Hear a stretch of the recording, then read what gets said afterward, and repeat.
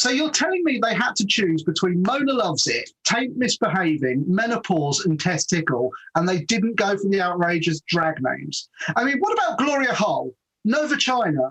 I mean, are you sure? Was this all down to Rick Berman? What's that? I'm on. Oh, hello. Welcome aboard the good ship Dramatis Personae for our monthly voyage into the scripts of classic golden era Star Trek episodes. My name is David X. Crow, and this week we are headed for the Bajoran system and hijacking the space station formerly known as Terok Nor for a romp which is very clearly not based on James Bond. Before I introduce our cast, let me tell you about AKT. 20 years ago, I worked for the NHS in the UK, attached to a sexual health team, providing outreach services to local LGBT plus people. And in particular, I, along with colleagues, ran youth groups across Hertfordshire. At the time, we had occasion, on several occasions, to refer young LGBT plus people to AKT. And here's how they describe what they do. AKT supports LGBTQ plus young people aged 16 to 25 in the UK who are facing or experiencing homelessness or living in a hostile environment. AKT support young people into safe homes and employment, education or training in a welcoming and opening environment that celebrates LGBTQ plus identities. Coming out or being outed as LGBTQ plus can sadly lead to young people being made homeless, even in 2020. 24% of young people are LGBTQ plus, which is significantly disproportionate. Once homeless, LGBTQ plus young people are more likely to face violence, discrimination than young people who aren't LGBTQ plus. They're also more likely to develop substance misuse issues and experience sexual exploitation. This can all take a huge toll on someone's physical and mental health. 77% of the LGBTQ plus young people that AKT work with believe coming out at home was the main factor in causing their homelessness. And so it's vital that they're supported in an environment that's inclusive and celebrates their identities to improve their life outcomes. As COVID restrictions remain across the UK, AKT have continued to see a high volume of young people needing support, either because they're homeless or because of their living situation at home is becoming increasingly volatile. AKT saw a 118% increase in new referrals from April to August in 2020 compared to the same period in 2019. AKT are dedicated to being there for those young people, offering national virtual support via live web chat, email and telephone. You can find out more at AKT's website, www.akt.uk. I have seen firsthand the difference that AKT make, and so I'm very pleased that we're fundraising for them. We invite you, our viewers, to contribute to AKT during the few episodes until we hit our fundraising target of £150. You can find our Tiltify link in the episode blurb just down there on YouTube. We'll talk more about AKT later, but let's move on to our amazing amateur cast. Allow me to introduce you to Ben Church. Who are you going to be playing, Ben? Bashir, Julian Bashir. I've heard of him. I think he does stuff. And then there's Steffi, who is, I think, playing multiple roles today. That is correct. I am playing Caprice and also Jadzia Dax. Nice. We have a Robbie Lawton. Hello, I'm Robbie, and I will be playing Plain Simple Garak. I prefer the plain, simple Garaks. I don't like the fancy ones with the lacy edgings and the cream. That's too much. Too much, yeah. Lita Chrisman. Hi, I will be playing Constable Oda, and Mona Loves It. I've heard that. And what about Randall C. Brown? Who could you possibly be playing? Oh, you're very quiet. You've unplugged yourself, haven't you? This is why you never let the commander do technical support. He's going to be playing a very quiet Cisco, and we'll come back to him later. We have Cheryl. I'm playing Miles O'Brien, who is also Falcon. If you've ever read any of the Rivers of London series, you'll know Falcon has a different meaning over here. I'll talk about that some other time. Sarah Horton. I'll be playing Kira Nerys, who is also Anastasia Kamonanoff. Yes, you are. I did wonder if you were going to trip over that the same way I did. Maxim Rex. You've got ears. I have ears. I am one of the heroes of this episode. Unsung heroes. Rom. Read-only memory, as I like to call him. Then we have Paul Bloomer. Hello, everyone. I'm playing Quark this evening. Do you know what? There is an uncanny resemblance that I don't think anybody's commented on before. I'm just saying. And then there's me. I'm playing Eddington this evening. So Lieutenant Commander Eddington on the bridge, in the Ops Centre of Deep Space Nine. And a quick shout out to people who work behind the scenes to ensure this show works as well as it does. We have Carlson Lucy. He's our line producer. He presses buttons, and that means you get to see us. That's how it was explained to me, and anything more than that's a bit complicated. Thank Carl in the comments below, or don't. Also, Casey, I will be playing Worf Oh, did I not? and the You're not on computer. the list, Casey. I'm about to mention you though, so that's good. Casey, as well as playing Worf, aka Duchamps, and the computer, he does a lot behind the scenes to get everything in place, including prompting people to produce memes, edit the script, contact the charity, and pretty much everything else that's necessary for the show to actually happen. In fact, this week I know they created our episode meme and edited the script. So thank you very much for that, Casey. Steffi handles the casting questionnaire for every episode and tries to ensure equitable assignment of roles. Frankly, it's an uphill challenge, I know, but somehow always manages to pull it off. And alongside Casey, Carl and Sarah edited the script this week, so thank you very much to you. Let's show our jazz hands for those people who are essential for this to be working. Thanks you all. Coming up at the end of the show, we'll do our normal debrief where we'll ask your questions of our cast, so please put the questions in the comments below. If we don't get to them in this episode, or you ask after airtime, we'll try to do them in the next episode. Also, this week between breaks, stand by for our transporter quiz, where our cast can win the respect of their peers. Do you want to join the crew and get some chance to win some premium respect? We're always after enthusiastic volunteers, and whether you're L or G or B or T or plus or an ally, whether you want to play a role, do the sound effects, or help prepare the script, please reach out to us on Facebook, Twitter, or Instagram, where we're Dramatis Trek, all one word, on all of those platforms.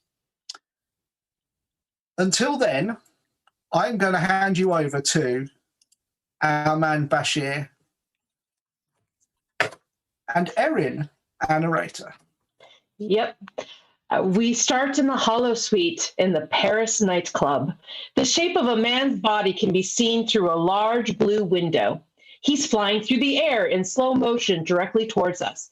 He finally smashes through the glass and lands heavily on the floor. He is wearing an eye patch. Another man steps into view in the frame of the broken window. It's Bashir, dressed in smart-looking tuxedo. He pauses to brush off some dirt and debris from his tux, then steps into the room. It is a mid-1960s era Parisian nightclub, complete with a bar, tables, and a dance floor. Overturned tables, broken glass, and bodies lying on the floor.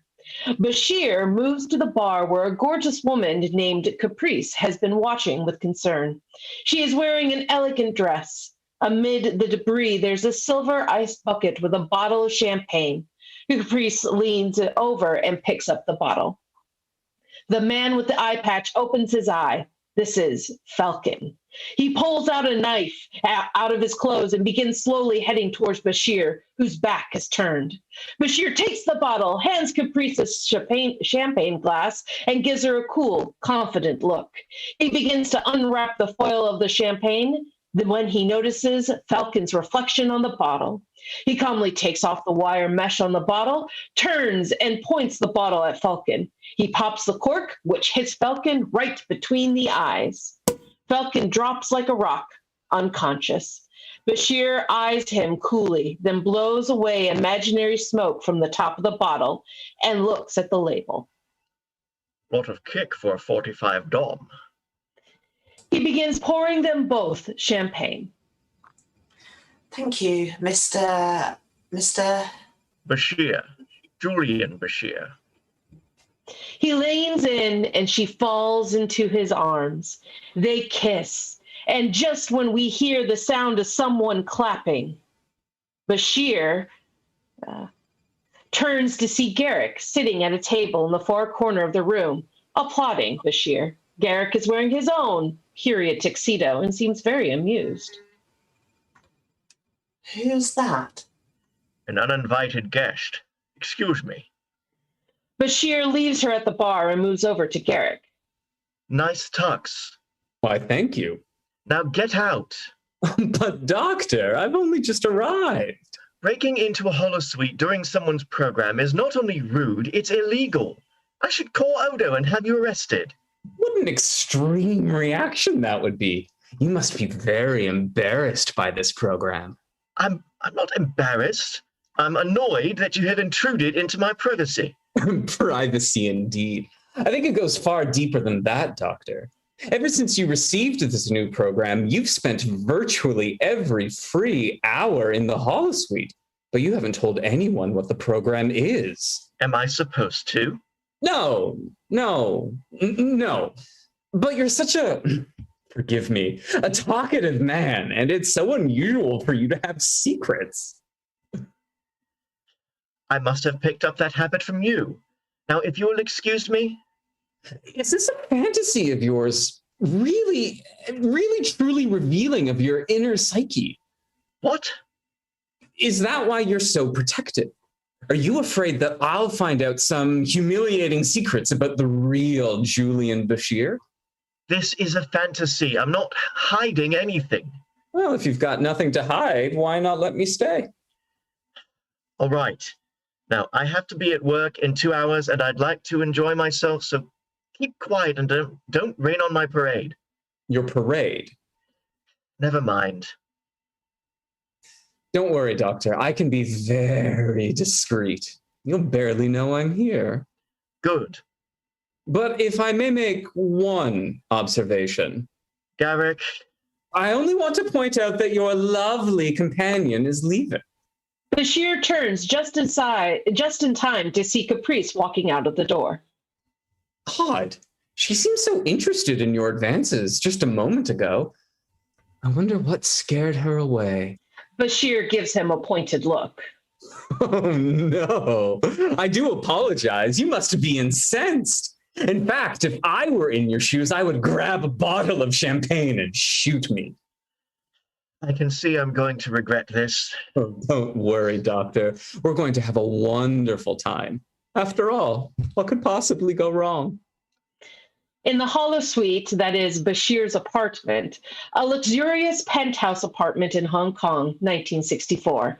The decor is mid-60s cool, and it has been appointed with all the amenities. Well-stocked bar, leather couches, chairs, TV set, stereo, 60s artwork, etc. Bashir and Garak enter. You live here. That's right. Decorate yourself? The decor is appropriate for the period, 1964. Garak goes to a window and looks outside. How did you pronounce the name of this city? Kowloon. It's part of Hong Kong. And the nightclub was in Paris, which, if I remember correctly, was on the other side of the planet? The door opens and Mona Lovesit enters. Lovesit is a drop-dead, gorgeous woman wearing a smartly tailored outfit and an ultra-short miniskirt. She's carrying a long metal carrying case and has a key to the apartment. Lovesit smiles at Bashir. Mr. Bashir, I didn't expect you home so soon. I decided to leave Paris a little early. Allow me to introduce my friend, Mr. Garak. Garak, this is my personal valet. Mona loves it. Pleased to make your acquaintance. Would you like to change into something more comfortable? That would be perfect. See if we can find Mr. Garak something as well. I'll see what I can do. Would you like me to put this away? Please. Lovesit moves to a small alcove in the wall with some decorative artwork in it. She presses the hidden button on the artwork, and then the artwork slips aside, revealing a small arsenal. Various weapons of every description can be seen hanging inside the wall. Garak is astonished. Bashir moves to the bar. Care for a drink? Not just yet. Lovesit opens the metal case and takes out a large sniper rifle, which he hangs up in the arsenal. Bashir begins mixing himself a drink at the bar. Is she your valet or your personal assassin? Valet. Mona is very capable. She speaks 7 languages, has degrees in biology, chemistry, physics, can fly anything from a jet to a helicopter, and makes an excellent martini. Is there anything else I can do for you? I'll let you know. Lovesit exits into another room. I take it your character is some kind of rich dilettante with a fascination for women and weapons. Actually, my character is far more disreputable. I'm a spy. A spy? And you live here? Yes, I work for one of the nation-states of this era, Great Britain, which is battling various other nations in what is called the Cold War. This apartment, my clothes, weapons, even my valet were provided to me by my government. Well, I think I joined the wrong intelligence service. In the runabout Orinoco, Cisco and O'Brien are piloting the runabout, while Worf, Kira, and Dax are in the rear of the cockpit. Orinoco to Deep Space Nine. This is Captain Cisco requesting landing clearance. Welcome back, Captain. You're clear to set down on landing pad 3. How was the conference? Informative, but I've got a ship full of tired officers here. I think we'd all be happy to be in our own beds tonight. I can imagine. There's some message traffic from Starfleet Command for you to look at, but nothing... Captain, there's some kind of power surge in the warp core. Looks like a fluctuation in the plasma coils. We better take the warp core offline. I can't. There's something wrong with the command control systems. I'm completely locked out. Magnetic interlocks are failing. Warp core breach is imminent. Eject the warp core. The ejection system isn't working. Correction. The ejection system is missing. We've been sabotaged. 10 seconds to warp core breach. Orinoco, cut your impulse engines and drop your deflectors. We're going to try and beam you out of there. Acknowledged. Cut main power. The runabout comes to a stop. In ops, I have locked on, energizing. the figures of Cisco, Kira, O'Brien, Worf, and Dax are just starting to materialize on the transporter pad. Suddenly, the runabout explodes with a surge of energy and comes back through the transporter beam. The transporter stage itself explodes. Everyone in ops ducks at the blast. Eddington recovers first and reacts in shock at the smoking, empty transporter stage. What happened? Captain Cisco's runabout exploded whilst I was trying to beam them back. Some of the energy travelled back along the transporter beam and blew up the primary energizing coils. Do we still have their patterns? Yes, they're still in the buffer, but the patterns will start to degrade very quickly if not used. We need to store the patterns somewhere. This is more complicated than just an ordinary transporter pattern. We're going to have to preserve all the neural signatures of everyone on that runabout. Do you know how much memory it would take to save just one person's neural signature, much less 5? I don't think we've got any choice. Computer, I need to store all data currently in the transporter pattern buffer. Where can I save it? There is insufficient computer memory to save the data. The pattern buffer is beginning to lose coherence. The patterns will start to degrade any second now. Yeah, computer, what if we wiped all computer memory in every system on the station and then stored the patterns? That procedure has not been tested. It cannot be predicted. The buffer is depolarizing. Computer, this is a command priority override. Wipe all computer memory necessary in order to save the patterns from the buffer. Authorization, Eddington 065 Alpha, enable.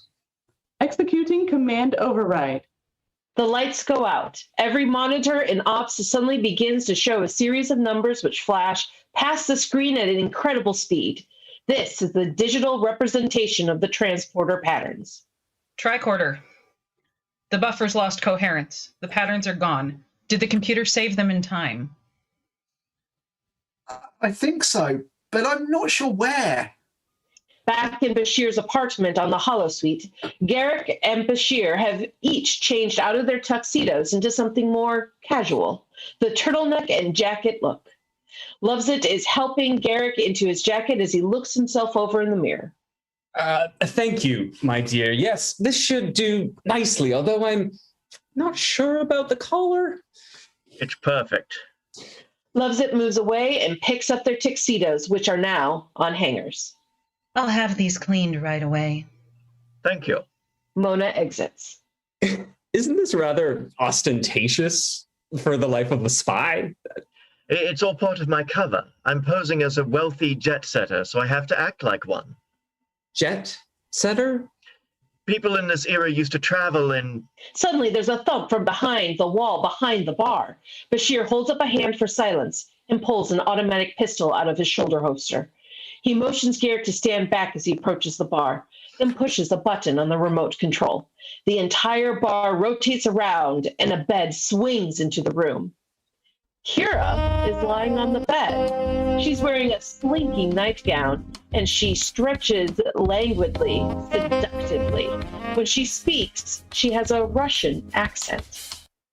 Julia, I must apologize.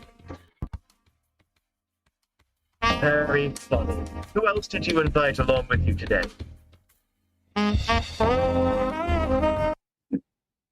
This wasn't my idea. Major? Colonel, actually. Colonel Anastasia Komenov, KGB. Oh, Julian, I never thought I'd see you alive again. Not after you fell out of that dirigible over Iceland. I had a parachute and there was a submarine there waiting for me, but how do you know about that? Have you been downloading my holosuite programs? Kira moves to him, a look of sympathy on her face. She runs a hand through his hair. Oh, Julie, you're not well. Let's lie down. As she paws him, she begins to give him little kisses on his face. Bashir pulls back instinctively.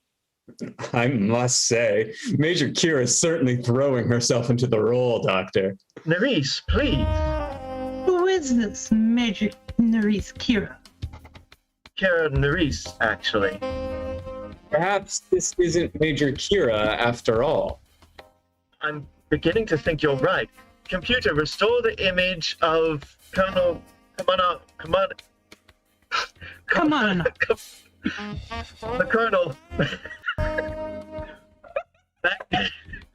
back to its original parameters. Unable to comply. The character parameters of Colonel Kamenov are correct. I'd say someone's been tampering with your program, Doctor. Julie, we don't have time for games. There's so much to talk about. Excuse me. Computer, freeze program. Unable to comply. Computer control has been disrupted due to a station-wide emergency. Emergency?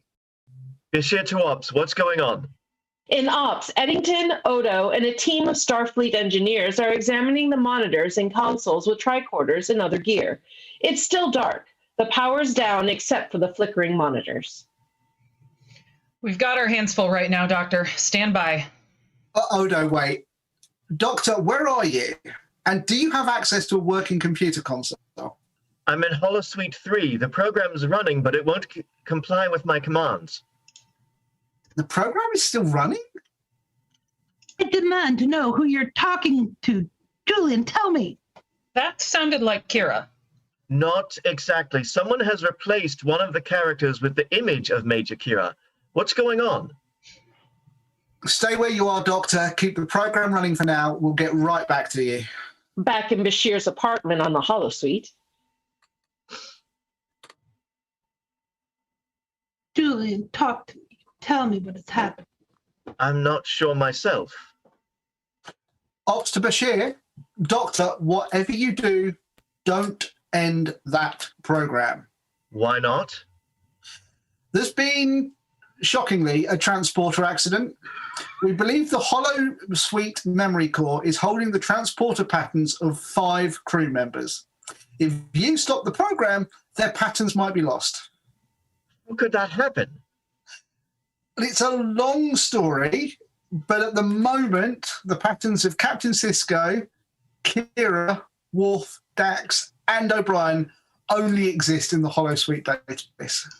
Don't leave the Holo Suite. If you do, it might disrupt the Holo imaging array, and right now we can't take any chances. You'll have to stay in there and keep the program running for now. Understood. We'll get back to you, Doctor. Bashir sits on the edge of the bed as Kira drapes herself over him and massages his shoulders. Oh, Julian, you are so tense. It's been one of those days. I wish I could relax you, but I am here on business. She reaches under the pillow of the bed and pulls out a file. She puts a sheet of paper with intelligence information on his lap. He glances at it. In the last 24 hours, a series of earthquakes have struck cities from Vladivostok to New York. Our seismologists have analyzed the earthquakes and come to the conclusion that they are artificial. So, that's not so difficult. One only has to... Garak. Your friend seems to know something. Believe me, he knows nothing. If you say so. Because of the global nature of this crisis, my government and yours have decided to cooperate. We will be working very closely. I'm sure we will. Our assignment is to find out who caused the earthquakes and what they want. A rather vague assignment. We do have one clue. One of the world's leading seismologists, Professor Honey Bear, has vanished. We believe she's been kidnapped. Kira drops a black and white photograph from Bashir's lap. It's a picture of Dax. She's wearing horn-rimmed glasses, a lab coat, has her hair up in a prim bun, but it's clearly her, right down to the spots. The bottom of the photo is labeled Professor Honey Bear. He glances at it, then reacts in shock. I didn't think she was your type. You said she's been kidnapped. We think so. She disappeared only a few hours before the first quake struck New York City. Doctor, we are in the middle of an emergency. Is this really the time to be playing games? Bashir shows him the picture. Look. Interesting. If Honey Bear is killed, the computer will erase her character from its program. Now, since the program thinks that Dax is Honey Bear, the computer would actually be erasing Commander Dax's pattern. Kira, Anna, do you have any idea where Professor Bear is? She was last seen. The outside door to the room suddenly opens, revealing a blank-faced Loves-It standing in the doorway. She's still holding the 2 tuxedos. Bashir glances over at her. I'll be right with you, Mona. But then Mona falls face forward into the room. A knife is sticking out of her back. She's dead. Before Bashir and the others can react, O'Brien steps into the open doorway. 2 henchmen flank him, both aiming guns at Bashir. O'Brien is now playing the role of Falcon. He has the same distinctive clothing and is wearing the eye patch. Chief? No, it's Falcon. Nice to see you, Mr. Bashir. Now I think we have a little unfinished business. He smiles, and we see a menacing glint in his eye as he raises the gun and points it at Bashir. I, for one, am shocked, I tell you, that the holodeck and or transporter might malfunction. It's just unheard of. They're normally so reliable. And can anybody else feel the tension between Jules and Miles? Before moving on to our quiz, let's have a quick word about the history of AKT. AKT formed in Manchester in 1989 by Kath Hall, an experienced foster carer and founder member of the Manchester Parent Group, who'd become acutely aware of the rejection and ejection of young LGBT people from their family home and the homophobia they faced within school and society. Kath was an activist during the days of the Campaign for Homosexual Equality and is the original straight ally. Here's a couple of things she said. This is in 1990. I was a foster carer and had looked after several young people who were LGBT. Some of them had horrific experiences in care and mostly had been running away. We worked to provide a very safe place for them where they'd also meet good people to model themselves on. We started AKT, formerly the Albert Kennedy Trust, in July 1989. A dozen people came to a meeting and about 8 or 9 of them became dedicated volunteers. It was an emotional response, an angry response to what was going on at the time. The young people know clearly what they want and feel, but they feel unable to tell other people that. They're not sure what's expected of them to trying to fit into a society that won't allow them to be who they are. What would I tell a young person? Be proud of who you are and don't be afraid to tell somebody, but choose carefully the person that you tell. So this is AKT, our charity that we're supporting at the moment. We have a target of raising £150 for them.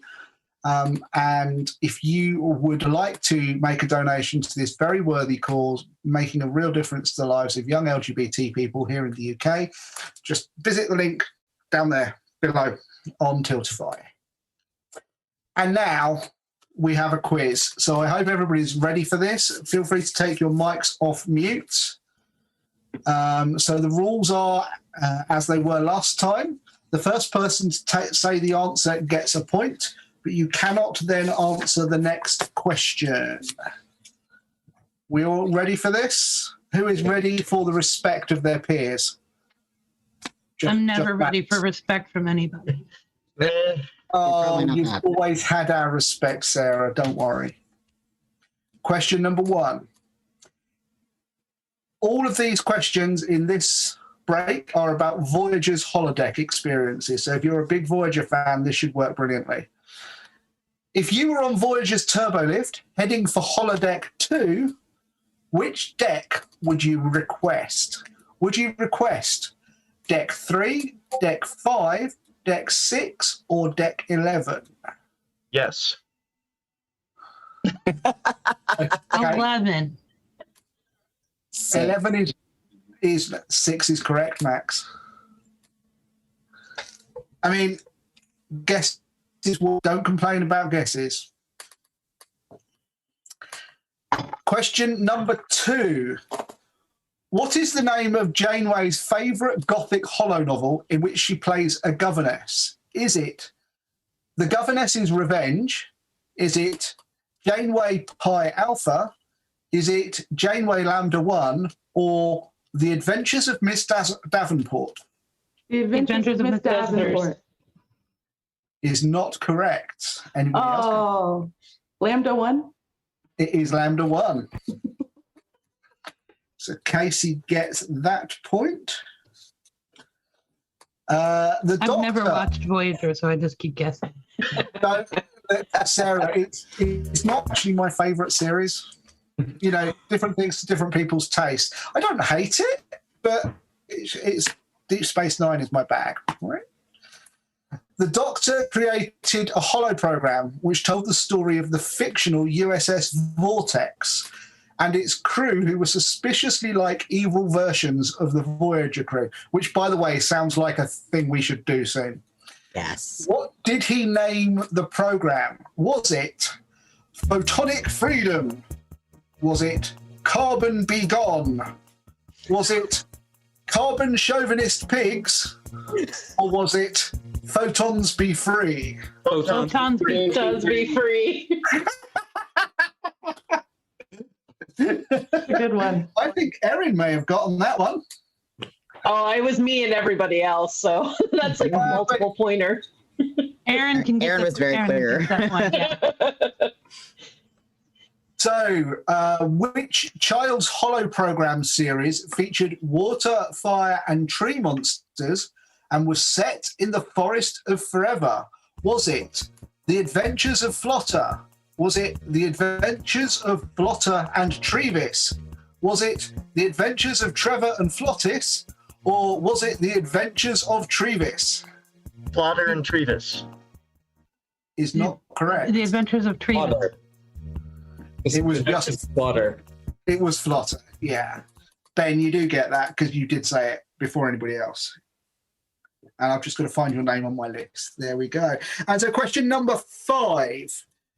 You've got to guess who this person is from the list of 4 that I will provide you. Janeway enjoyed visiting me. The Doctor wanted to incorporate my personality into his own subroutines. And some of the crew of the USS Cerritos shot skeet with me.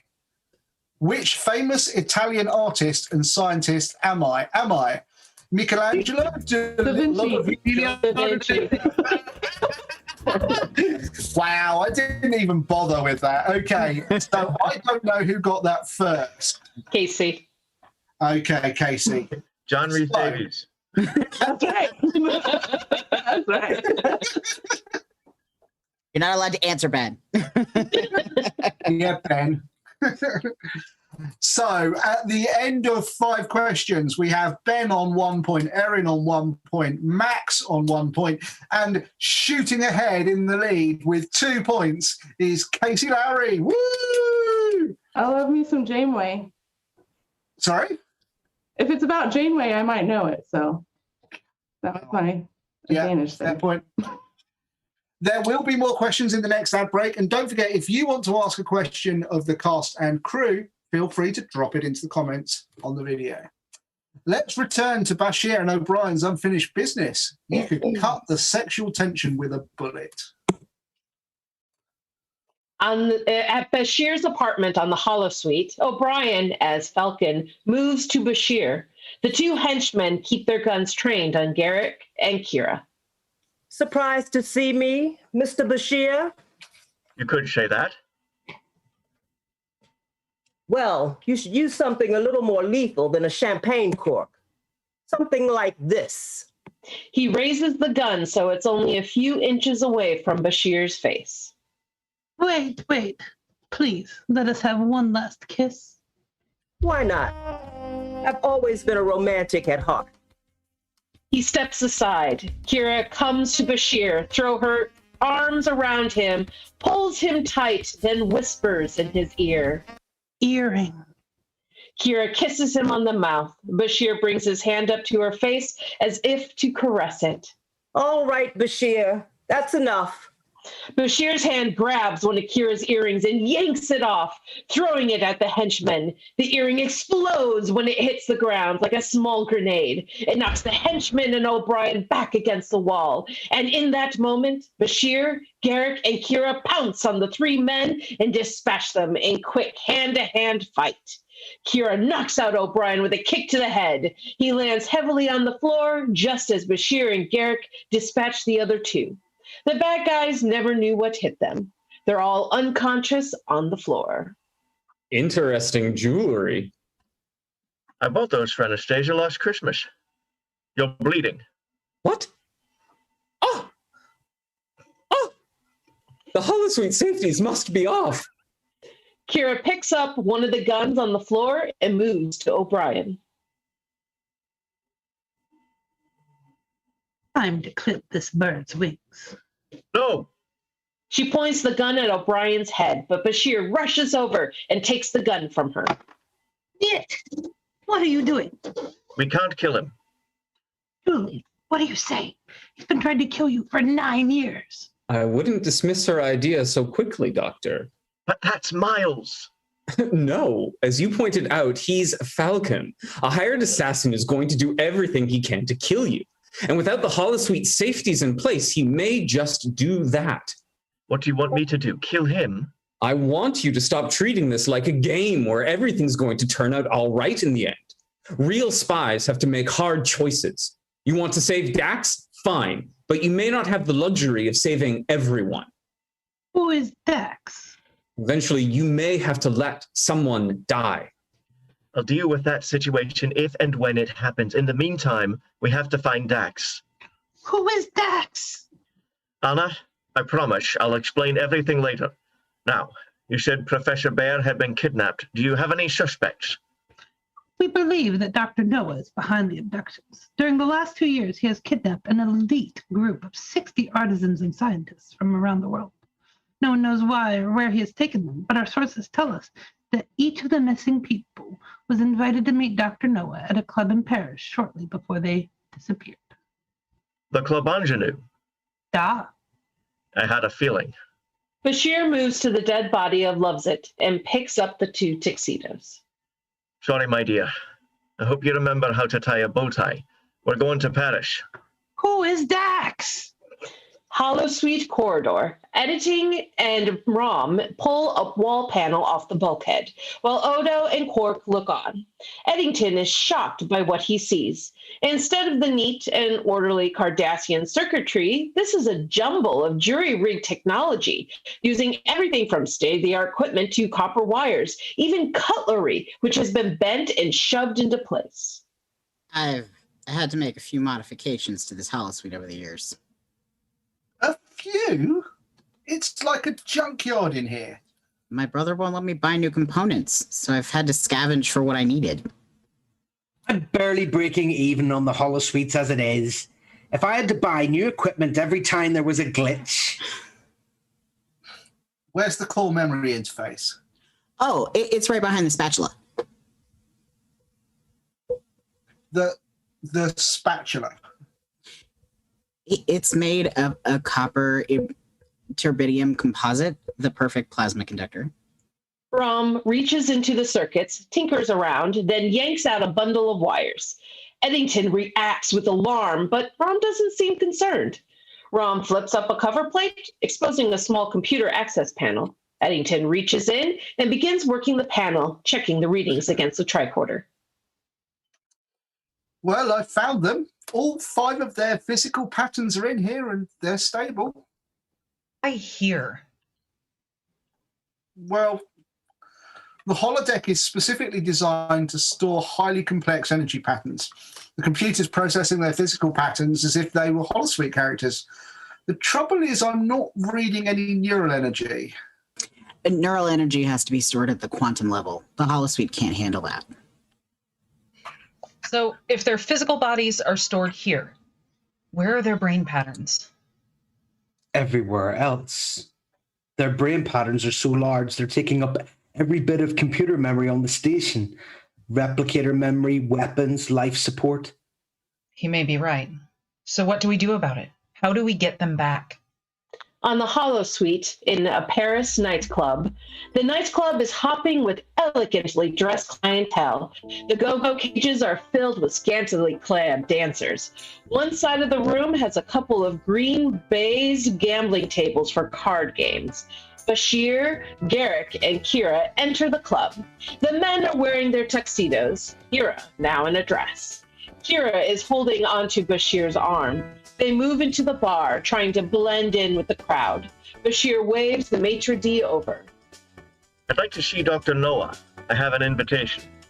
The maitre d' raises his eyes in surprise, nods, and moves off. He walks across the room and whispers in the ear of someone sitting in a high-backed chair, facing a card table. The maitre d' waves them over. As Bashir and the others walk in front of the table, they find Worf sitting in the high-backed chair, wearing his own dashing tuxedo, smoking a cigar. May I see your invitation? Dr. Noah? I am Duchamp. I am Dr. Noah's associate. Bashir gestures toward a chair. May I? Worf studies him for a moment, takes another puff on his cigar, then shrugs. Bashir sits down while Garrett and Kira stand behind him. The table has been set up for a game of baccarat. Worf and a sizable stack of French cash in front of him. My name's Merriweather, Patrick Merriweather.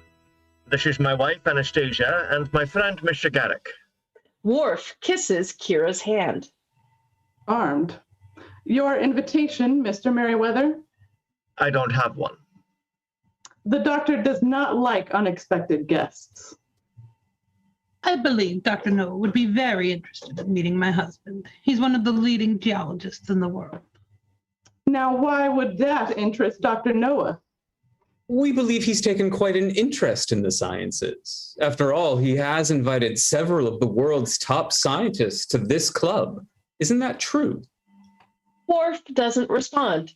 just keeps puffing on his cigar. I must say I'm a little insulted by being left out of such an illustrious group. How unfortunate. Of course, a meeting still can be arranged for a price. Oh? 5 million francs. No problem. Bashir pulls a wallet out of his jacket and looks inside. There's a single 50-pound note. He hands the note to a nearby croupier, who gives him the appropriate French currency in return. Bashir places the money on the table. I do not understand. Where's the rest of your money? Bashir points to Worf's huge pile of cash. Right in front of you. Shall we begin? Worf regards him for a moment, then smiles at the challenge. Worf begins dealing cards from the shoe. The game is on. In Ops, Eddington, Quark, and Rom are gathered around the dark Ops table with pads and tricorders. Odos enters with a pad. Cardassian separatist group calling themselves the True Way has claimed responsibility for sabotaging the runabout. Ever heard of them before?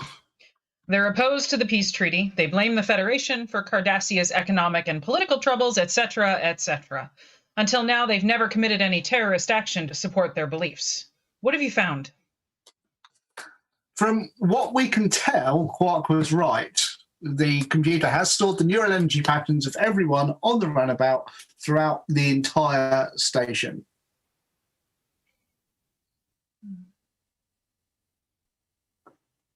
Quark?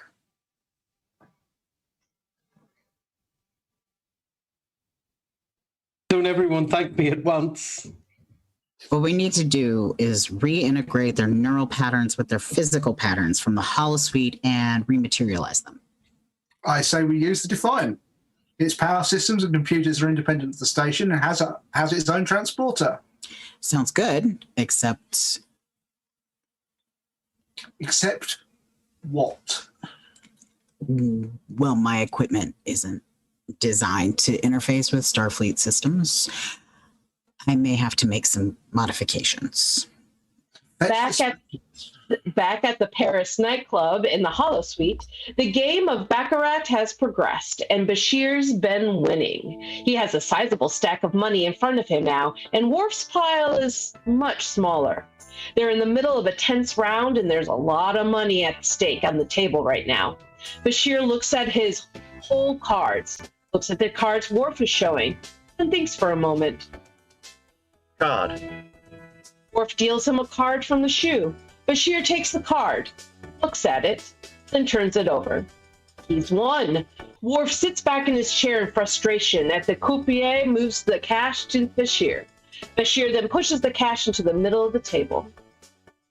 5 million francs.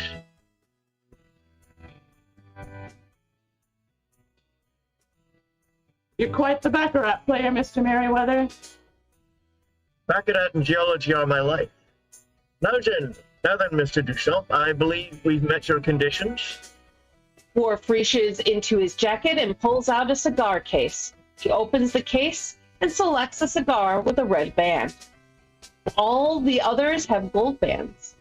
Worf clips the tip of the cigar, but does not light it yet. When do we leave? Right now. Worf puts the cigar into his mouth, but instead of lighting it, he blows on the cigar, and a plume of fine powder is in the faces of Garak, Kira, and Bashir. They cough for a moment, but then they fall unconscious. In the sitting room on the holosuite, Bashir, Garak, and Kira are slumped over on a couch in the middle of a luxurious, wood-paneled sitting room. Large picture windows show views of distant mountains. A fire is cackling in the fireplace. Huge pieces of artwork cover the walls. After a moment, the three of them begin to wake up. Oh, George Slotilos. What the hell happened? Oh, this is another decorator's nightmare. This era had a distinct lack of taste. Where are we? Welcome to paradise, Mr. Merriweather. They turn to see Cisco, standing at a set of heavy wooden doors. He's wearing a variation on the Nehru jacket and smiles at them. I believe you've been looking for me. My name is Hippocrates, Noah. I must apologize for the unorthodox travel arrangements, but you see, I value my privacy. I completely understand. Cisco moves to a sideboard where there are sniffers, brandies, and cigar. The waiter pours him a sniffer of brandy. May I offer you brandy, cigars? Garak and Bashir shake their head no, but Kira steps forward. Cigar. An unusual request for a woman. I'm an unusual woman. Cisco considers her, then smiles and offers her a cigar from the humidor. He clips the end and lights it for her. Mr. Merriweather, I understand your field is geology. That's right. Then I'm sure you can appreciate these stones in my most recent acquisition. Cisco gestures to an elaborate sculpture sitting in the room, which has various gemstones in it. Cisco eyes him, waiting for an answer. A most striking display of rubies, tourmaline, sapphire, topaz. Judging by the high chromium content in the rubies, I'd say they came from the hydrothermal deposits on the Tibetan plateau. Bashir glances out the window. Which isn't surprising, considering we're on the southeastern slope of Mount Everest, at about 22,000 feet, I should say. At 25, actually. You must not get many tourists. Well, my guests and I place a premium on our privacy. We don't want any unwelcome guests, sort of men sent by governments who disagree with my political philosophy. What is your philosophy? Are you some kind of anarchist? Oh, quite the opposite. I believe in an orderly world. A far cry from this chaos we find ourselves in today. We are building a new future here, a new beginning for mankind, a new chapter in human history will open right here on my island. Island? Oh, forgive me, sometimes I do get ahead of myself. Allow me to explain. As Cisco hits a hidden button on the sideboard, the sitting room suddenly transforms into Dr. Noah's control center. The sideboard turns around, revealing a complex control panel, and the entire wall slides up, revealing a huge map of the world. And there, standing in front of the wall, working on her clipboard, is Dax. She's wearing her lab coat, hair in a bun, and glasses, as seen in the photograph. Garak, Kira, and Bashir all trade glances. We're almost ready. I've programmed the latest sequence, and I'm making some last-minute adjustments to a South American site. Cisco moves to Dax and takes her hand. I do have every confidence in you, my dear. Working with him. You see, Mr. Merriweather, I intend not only to create a new future, I intend to create a new world. He walks to the world map, which has dozens of small glowing lights strewn across all continents. At each one of these points, I have a new hidden form of laser, one that can penetrate the Earth's crust down to the mantle itself. The global earthquakes. Yeah, those were only the tests. Soon I will activate all these lasers together, and when I do, they will produce a worldwide earthquake, the likes of which we have never felt before. Killing everyone on the planet. More than that. There comes a time when a house has been so damaged by termites that you must not only kill the termites, but demolish the house and build again. The quakes are only a minor side effect.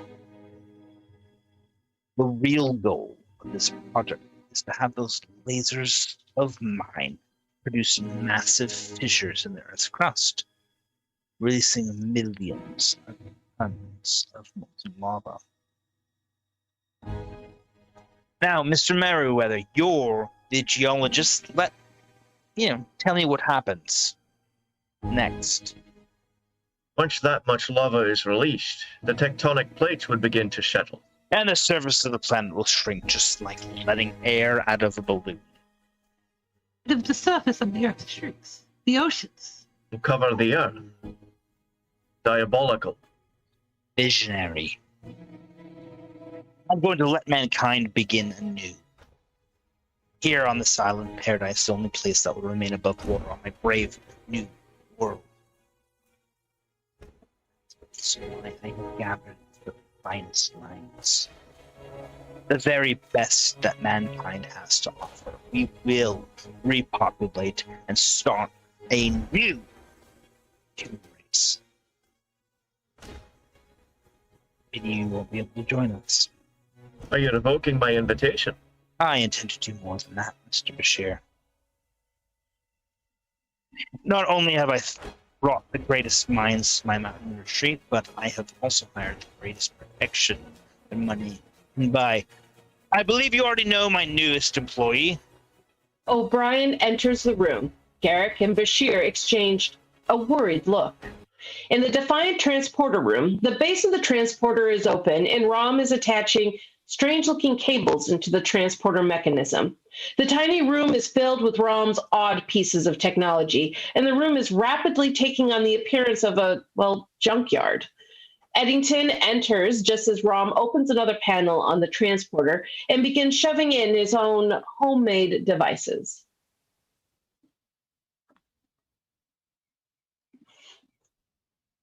Is all this really necessary? It's the best I can do. How long until we're ready to try retrieving their patterns? I'd say another hour. Brian's going to kill me when he gets back. In the holosuite at a cavern, O'Brien is handcuffing Garak and Bashir to a support beam on a huge laser that is pointing directly down at the ground. Cisco is standing near the control switch. This is one of 74 lasers I've deployed around the world.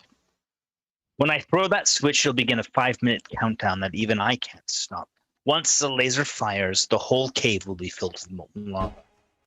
Where's Colonel Kamaranov? Well, she's a spirited individual. Young. Healthy. We'll need women like her to help propagate the second human race. He flips a switch on the laser and it lights up and hums with power. A timer begins ticking down. 5, 4:59, 4:58. Try to stay cool, Mr. Bashir.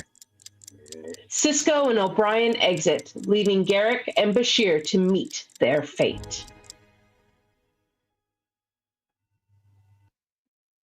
Just how cool can Dr. Bashir stay, given the universe is about to explode and kill his commanding officer?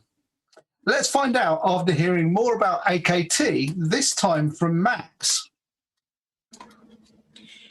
John, a young gay man from Manchester, fled his homophobic father's attacks after coming out to his parents. John spent a couple weeks sleeping in a gay sauna as it provided warmth during the freezing winter nights, although this made him more vulnerable. He also admitted to stealing a cheap bottle of wine one day in order to be arrested and spend a night in the security of a police cell. John then met a gay couple who offered him a room in their flat, which he accepted without knowing anything about them. It soon became evident that they were controlling and violent. They milked John for his money, took his benefits off him, pawned some of his possessions, and made advances on him when they had been drinking. Because of this, John was prescribed antidepressants and sleeping tablets for anxiety and depression, although he was afraid of taking the sleeping tablets for fear of what the men would do to him if he fell asleep. John contacted AKT stating that he was homeless. John had an appointment with the local authority, but during the assessment process, he was too upset to complete it. AKT helped him get through the assessment, and he was subsequently awarded a duty of care by the local authority as a vulnerable adult and offered emergency accommodation. He decided to stay at the flat through fear of blackmail. But having stayed at the flat, John's depression was becoming worse, and he disclosed that he was trying to order poison off the internet in order to take his own life. AKT liaised with the mental health crisis intervention team and supported him through the sessions. At one point, John went into the AKT office and emotionally broke down, stating he wanted to take his own life and he had the poison on him. AKT staff took John to accident and emergency so that he could receive appropriate medical attention. After a few days later, John returned to the office stating he was now ready to leave the couple and their flat. The local authority has now rehoused John in supported lodgings. AKT believe that no young person should have to choose between a safe home and being who they are. If you'd like to support AKT's work with young LGBTQ people facing or experiencing homelessness, please donate using the Tiltify link below or visit www.akt.org.uk.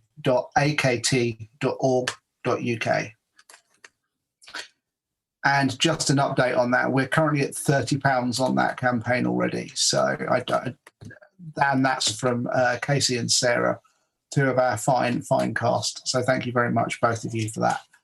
It makes a difference to people's lives. And now a slight segue. I don't know how to quite go from that very serious subject to the quiz, but here we are. We are currently on Ben, Erin, and Max on 1 point, and Casey on 2 points, with all to play for. I say all to play for. I mean, the all is the respect of your peers.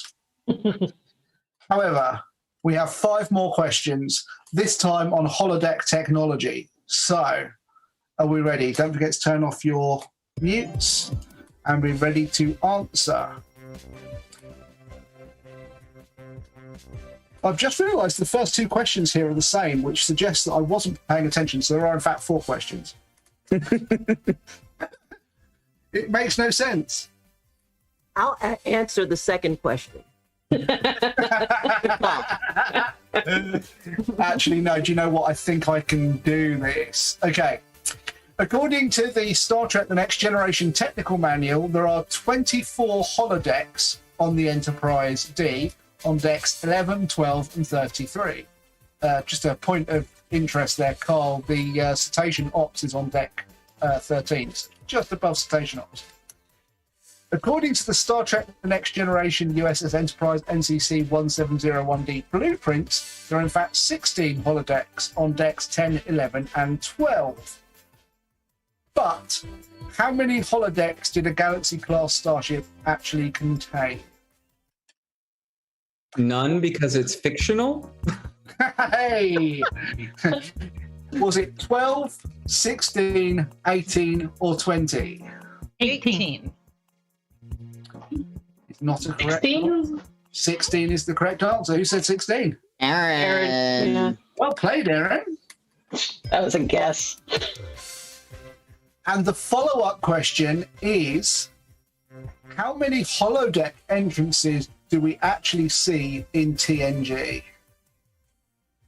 So, is it 5, 7, 16, or 24 holodeck entrances? 7. 5. Who said 5? Lita. Lita. I got one right. It was definitely a woman I heard, Robbie. I'm sorry. Okay, now there are extra points available if you can tell me which holodecks we saw and in which episodes. No takers. That one in that one episode about the thing, for sure. Oh yeah, that thing. The I mean, Barclay there, ones. You know what we're talking about. there's all the episodes. Data on the holodeck. Yeah, that one with data on the holodeck. Yeah. Yeah. Yeah. Yeah, You know, when the holodeck broke down and there was that terrible thing that happened. Then there But everyone was okay in the end. Yeah, and everyone was fine at the end. Yeah. It's all the learned a Moriarty lesson. episodes. And the real treasure was the friends we made along the way. I'm confused. Are you saying that the holodecks broke down? Holodecks are a flawless technology that never give any. I refuse to hear There's it. never. Holodecks break down only as much as transporters, and you know they never break down either. Only in Very safe technology. Sarah, And fortunately, the safety protocols are tied into the ability to shut the holodeck down. So, Is that not how that's supposed to be?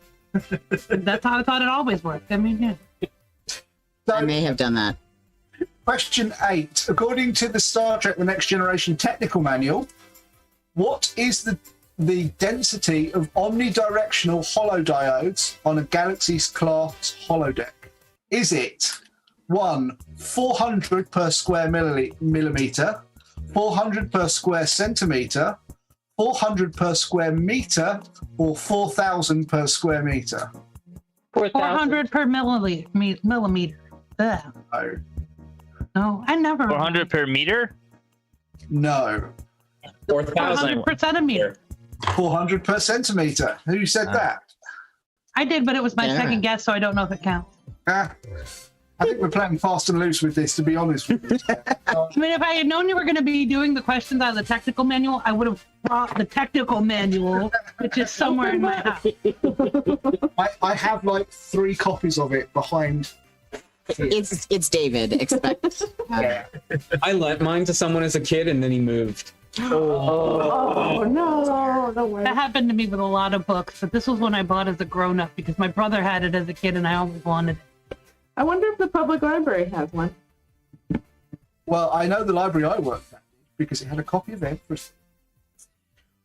Who was the creator of the first modular holosuite in the 24th century? Was it A, Commander Klar, a Klingon who wanted more realistic combat simulators?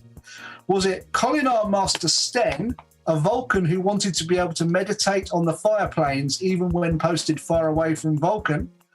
Was it Plague, a Ferengi who realised there was gold-pressed platinum in meeting people's needs? Or was it Emery Erickson, a human with a poor relationship with technology who just wanted to escape everything? Erickson. It was not Erickson. He created the transporter in Enterprise. The Ferengi. It was the Ferengi who said that. Was that you, Ben? Yeah.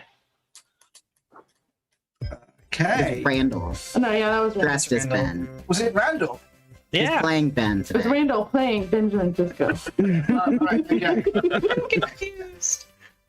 I'm not as confused as I am. Yes, it's an episode called The Alternate in DS9, and he created the modular holosuite, which can be plugged in very easily, so it's used in commercial settings.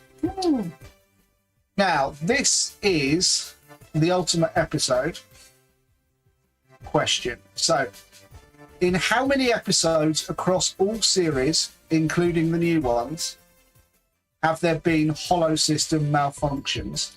And there will be extra points for naming them, but let's do the numbers first. So, is it 7, 13, 19, or 25 episodes? 25. 19. 7. I haven't actually heard anybody say the correct 13. Sarah gets that one. Yeah, it was 13. Really? So- Only 13? It feels like more than that. It definitely does. That's what. Yeah. Just to remind you, holodecks never go wrong. Never. I mean, I know the Moriarty episode is like, if that counts for anything. I can't remember the name of the episode, but the Moriarty episode, I remember the holodeck malfunction because that's how Moriarty got out. Yeah, so that's elementary dear data, so you get a point for that. Anybody else name one? My man Bashir. I'm just going to assume everybody gets that point. Yeah, anybody else? There's what? Isn't there a Voyager one where they The get stuck and there's like Goodbye? in an Irish community? Yes, there is. That's Spirit Folk in Voyager.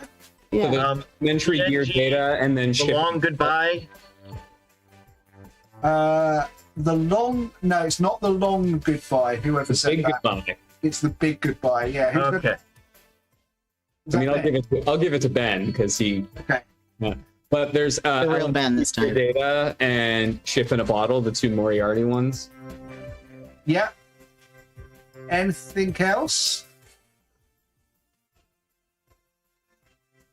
Okay, I'll run through. Carl answered in the chat for Tuvik. Well, Yeah, that's transporter. Of course, you That's transporter, But not yeah, hollow it's not system. holosuite. Wait, what's the series finale for Enterprise? All good things? No. So that's No. These are the Voyages, I think. These are the voyages. These are the voyages. I don't think that was a malfunction. I think it was meant to It be worked that as that was that was a mistake, is what that was. That We don't talk about that. So The ones that haven't been mentioned are Practical Joker, which is in the animated series A Fistful of Datas on Next Gen. Right. Oh, God, how did we forget that one? Emergence on Next Gen. Heroes and Demons on Voyager. Oh, is that the Beowulf one? That's the Beowulf one, yeah. Projections on Voyager, which is the one where the Doctor sort of decomposes his personality. Worst case scenario, the one where Tuvok writes a really ridiculous scenario and it really doesn't go well. Bride of Chaotica. How did none of you mention that? I wasn't sure if that counted as a thing because it was happening outside of the holodeck, but also, so yeah. Yeah. I wasn't sure. Then there's Terminal Provocations on Lower Deck. Badgie people, Badgie. Yes, of course. And Sukal on Discovery. So, I think it's safe to say that there is a bit of a draw this week between Casey and Sarah, each getting 3 points. So you have won the respect of your peers in this week. High five. Dramatis Personae. Well done, well done. Don't forget, if you have questions you want to ask the cast, which are probably less quizzy and more interesting, feel free to drop them in the comments below the video. And now, back to the thrilling Our Man. So we are back at the cavern in the holosuite. Bashir and Garak are handcuffed to the laser, which is pulsating menacingly. The timer has reached 3:45, 3:44, 3:33. So what do we do now? I'm thinking. Well, think faster. I don't know if I've made this explicit to you or not, Doctor, but I really don't want to die chained to a 20th century laser. I think it's time to end this program. We can't do that. We'd wipe out the patents of Cisco and the others. Then may I suggest calling Commander Eddington and having him send someone in here to remove these handcuffs? You heard what Odo said. We don't know what will happen if we interrupt the holo imaging array by calling for the doors. The entire program might collapse and kill them all. Well, I only know one thing for sure, Doctor, that when the molten lava begins pouring into this cave, you and I are going to be very uncomfortable. There's suddenly the sound of footsteps somewhere in the cave. From where Bashir is standing, he can see down the adjoining tunnel, but Garak cannot. Who's that? It's our ticket out of here. Dax enters, carrying her clipboard. She glances at Bashir primly, then moves to the laser, glancing at her clipboard and making some final adjustments to the machine. Bashir eyes her and tries to get back into character. What a waste. That no one can see what a beautiful woman you are. Is that your plan? Shut up. No one only wants you for your mind. Twice in an episode, what the fuck? No one only wants you for your mind. He can't appreciate the woman inside you. Honey, would you grant me one last request? Take off those glasses. Dax hesitates, thinks about it for a second, then slowly takes off her horn-rimmed glasses. Garak rolls his eyes. Like this? You know, your hair would look so much better if it were free. I must say, Doctor, this is more than I ever wanted to know about your fantasy life. Dax tentatively reaches a hand to her hair, pulls out the hairpin, and her hair falls to her shoulders. She gives Bashir a smoldering look. There. That's the last thing I want to remember before I die. Thank you. She turns and starts to walk out of the cave, then pauses, puts her hand in the lab coat pocket, then makes a sudden decision. She quickly turns to Bashir and gives him a passionate kiss on the mouth. Oh, I'd give you both some privacy if I could. Dax breaks the kiss, looks into Bashir's eyes for a long, lingering moment, then quickly exits. Great plan. Now can we call Eddington? That will not be necessary. Bashir holds up one of his handcuffs hands and shows Garak that he's holding a key. Honey has given me all we need. Kiss the girl, get the key. They never taught me that in the Obsidian Order. Bashir quickly starts to unlock his handcuffs. The timer on the laser reaches 8, 7, 6. They react, move faster. Bashir frees his hands from the handcuffs and unlocks Garak. Come on! As the two men race from the room, the laser begins firing straight down into the ground, boring a hole deep into the earth. The cave starts shaking, rocks falling from the ceiling. Bashir and Garak run around the corner. They throw themselves up against the wall as the earthquake strikes, jolting the cave, debris falling from the ceiling. Then the earthquake stops. They're safe for the moment. Garak leans against the cave wall, breathing heavily and very much out of patience. Bashir sits down on the ground and touches the side of his shoe heel. A tiny panel pops open on the side of the heel, revealing a hidden compartment. Bashir pulls out the chamber action for a semi-automatic pistol. We have to get to the control room. What? As they talk, Bashir continues to assemble his weapon. He pulls a fountain pen out of his pocket, removes the cap. It's the barrel. His suspenders are equipped with ammo clips. This program ends like the others. Either Kamonanov or Honey Bear will be killed by Dr. Noah. The other's supposed to end up with me. In either case, we have to make sure that both of them survive. You have to take on Noah and his men with that. It's my fantasy. Trust me. No! This has gone on far enough. It's time to cut our losses. We can't do that. Kira or Dax might... Yes, they might be killed, and that is unfortunate. But there comes a point when the odds are against you, and the only responsible course of action is to quit. Quit? Yes! Is that what they taught you in the Obsidian Order? To give up when things got tough? As a matter of fact, they did. That's why I've managed to stay alive while most of my colleagues are dead. Because I know when to walk away. And that time is now. And you'd know that, Doctor, if you were a real intelligence agent. Oh, so that's what this is all about. The fact that my fantasy happens to step on what you consider to be your private domain. But what's the matter, Garak? Have I bruised your ego by play acting at something you take so very seriously? That's something else you've yet to learn, Doctor. A real intelligence agent has no ego, no conscience, no remorse. Only a sense of professionalism.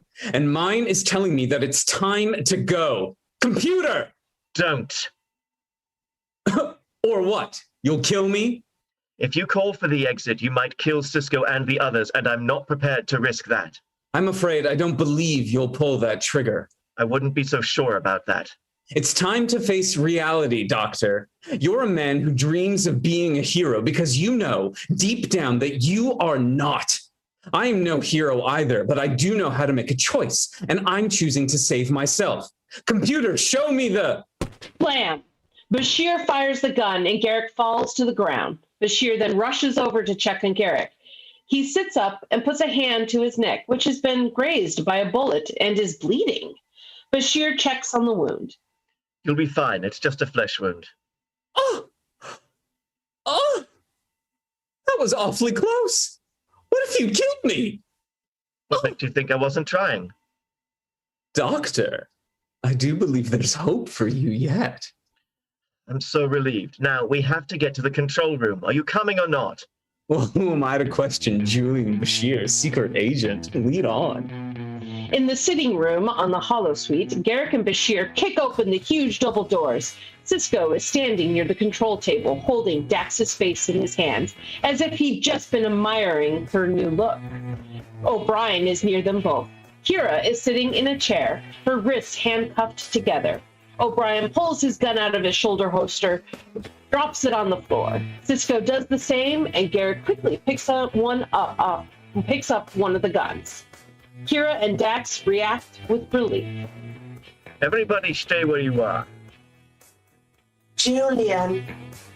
Garak grabs the gun out of O'Brien's hand. Cisco drops his weapon. Kira and Dax act with relief. Your weapon, Dr. Noah. Cisco glares at Dax. This is your doing. You let them go. I'm sorry, Doctor. She moves to Bashir. Kira gets up. While Garak keeps his gun trained on the room, Bashir moves to Kira and uses his handcuff key to unlock her restraints. Julian, you're just in time. He was about to activate the final sequence of light. Kill him, Julian. Not this time, Anna. Well, then I will. No! Kira goes for the last gun on the floor. Bashir rushes to stop her, momentarily blocking Garak's line of fire. In that instant, Sisko realizes the opportunity to reach down and quickly hits a button under the table. He then puts his hands back up in the air. Bashir and Kira struggle for the gun, and Bashir manages to pull it away from her. What are you doing? Making a mistake. Worf, who was summoned when Sisko pushed the button, is now standing behind Garak, pointing a gun at his head. Garak drops his gun to the floor, as does Bashir. Thank you, Mr. Desham. Eddington to Bashir, we're going to try rematerializing their patterns in about 2 minutes. Understood. What is it you understand, Mr. Bashir? That you should have killed me when you had the chance? I agree. Then again, I suppose it wouldn't be very heroic. I, on the other hand, have no pretensions about the idea of being a hero. Sisko picks up his own gun and points it at Bashir. Wait! Maybe I'm tired of being a hero. Maybe I've thought over what you said and decided that you're absolutely right. About what? Everything. The decadence of the world, the need for order. The more I think about it, the more I realize that your way may be the only way. Sisko goes to press the big red button, then hesitates. You expect me to believe that? You are Julian Bashir, a man who has spent his entire life dedicated to fighting against... Yes, but all that's about to end now, isn't it? You're going to destroy the world and start a new one. What's the use of me continuing to defend a doomed planet? Can you see the sense in that? No. No. I'm an intelligence agent, and if there's any one thing I've learned, it's that there comes a point when the odds are against you, and there's no reasonable course of action but to quit. How do you think I've managed to stay alive so long when all of my compatriots are dead? It is because I have known when to walk away. Hearing familiar words, Garak gives Bashir a sidelong glance. In the Defiant transporter room, Rom is working the tangle of circuitry while Eddington looks on. Rom to Ops. I'm ready. You can start transferring the neural energy to the Defiant. Acknowledged. Beginning data transfer. Holosuite in the sitting room. You make a very interesting argument, Mr. Bashir. But I'm afraid I've been looking forward to killing you for so long.